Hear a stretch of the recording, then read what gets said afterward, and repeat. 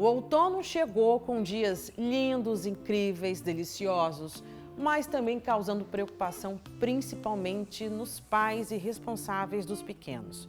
As doenças respiratórias estão cada vez mais altas, constantes e preocupantes.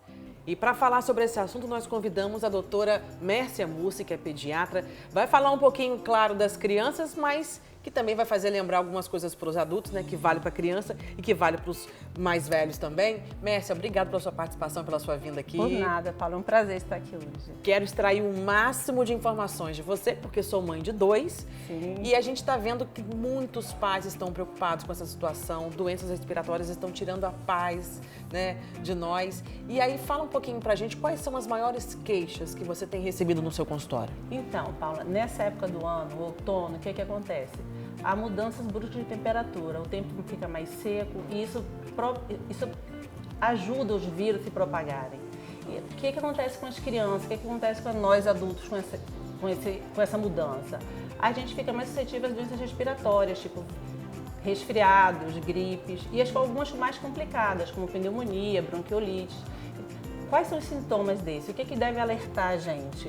Criança com sintomas de tosse, nariz escorrendo, febre, dificuldade respiratória, dificuldade para se alimentar. Isso tudo faz parte do quadro, tanto de criança como de adulto.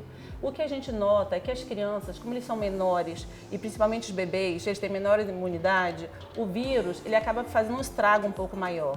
Por isso que é tão assustador, por isso que os pediatras estão tão apavorados, as emergências estão cheias, se você for a qualquer emergência está cheia nesse momento, os hospitais, as enfermarias são todas também cheias nessa época do ano.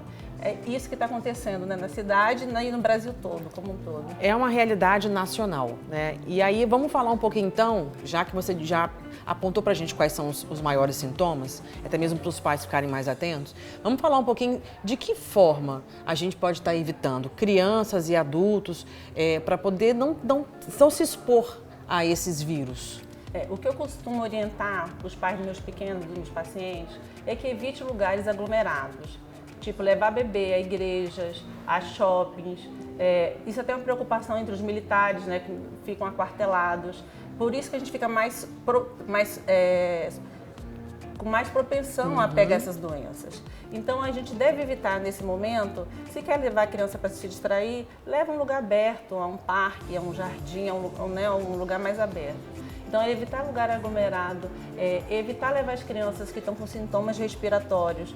Você está com um filhinho em casa que está doente, começou tossindo à noite, está com febre, evitar de levar a creche e a escola, porque com isso a gente evita que esse vírus se propague para outras crianças. E evita também que o seu pequeno que está doente, que já está com um quadro respiratório lá viral, provavelmente, às vezes brando, ele fica sujeito a pegar uma infecção mais grave.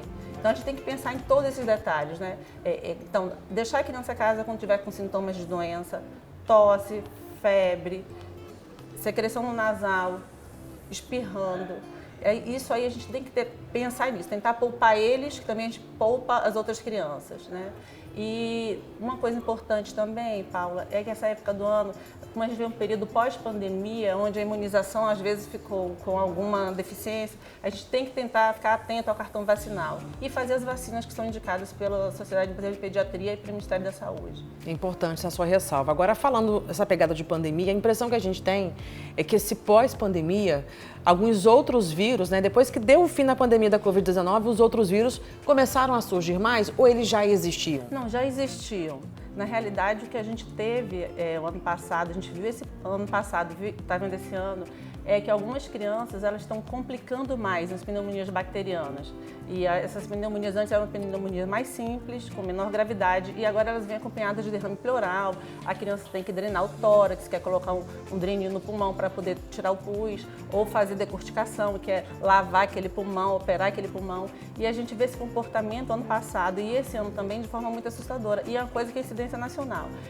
A gente não sabe se pela vacinação, Pela falta de vacinação?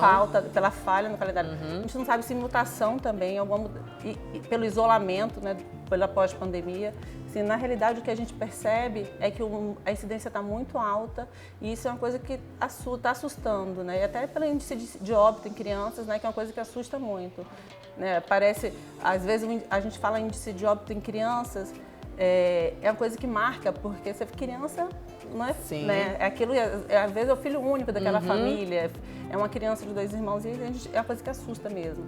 Né? E assim, o que a gente tem para fazer para ajudar? Óbvio, uma alimentação balanceada, evitar lugar aglomerado, isso aí que é o que a gente pode fazer, né? Hidratar a criança, evitar procurar emergência com sintomas que a gente sabe que é um resfriado. Eu ia te perguntar isso agora, Mércia, porque você falou de emergências lotadas, mas assim, qual é o momento em que meu filho está apresentando algum sinal, algum sintoma e que eu devo buscar um atendimento?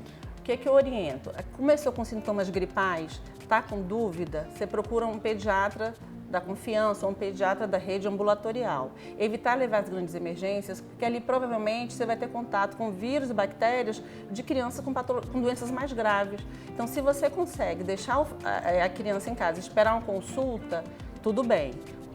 Quando que a gente indica procurar emergência? Quando a criança apresenta sinal de gravidade respiratória, que é batimento da asinha do nariz, quando a criança começa a afundar essa fúrcula external, quando a criança começa a afundar a costelinha, recusa alimentar, uma febre que não cessa, então, você está medicando a criança, está vendo que aquela febre está persistente. Isso aí é caso de procurar emergência.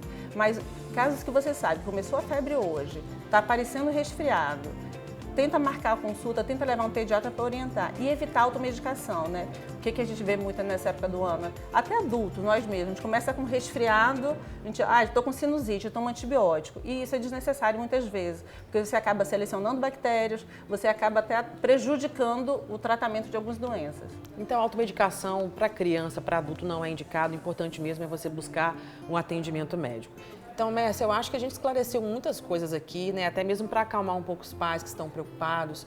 Tem como a gente evitar boa alimentação, evitando aglomeração, não expondo a criança que está com alguma doença respiratória ao convívio com outras pessoas, para proteger outras pessoas também, né? E assim mesmo para não estar acumulando vírus. Eu acho que deu para a gente dar uma esclarecida boa. E a atualização do cartão de vacina. Importantíssimo. Tem que atualizar, porque a vacina ela protege muito, ela imuniza, quer dizer, ela vai te proteger daquela doença mais grave. Né? Além das outras doenças, né, que o Brasil todo está numa campanha aí para você atualizar a caderneta, para que essas doenças não voltem a aterrorizar, né, a nós pais irresponsáveis, a vacina da gripe está disponível também em todo o país. Sim. Então é importante imunizar crianças a partir de 6 meses de idade? Isso.